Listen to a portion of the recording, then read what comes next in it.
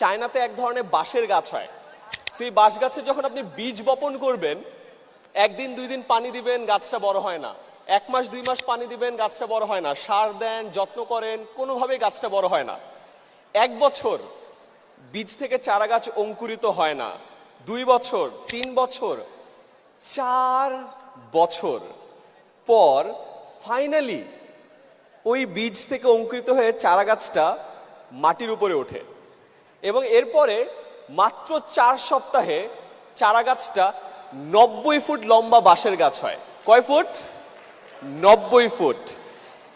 এই গল্পটার সাথে আপনাদের সবার লাইফের মিল আছে। আপনারা এখন অনেক কষ্ট করছেন, অনেক কষ্ট করে ঢাকায় আসছেন, অনেকের সাথে পরিচিত হওয়ার চেষ্টা করছেন, নেটওয়ার্কিং করছেন, কল দিচ্ছেন, হয়তোবা পাত্তা পাচ্ছেন না, অনেক জায়গায় যাচ্ছেন, কাস্টমার কিনছে না।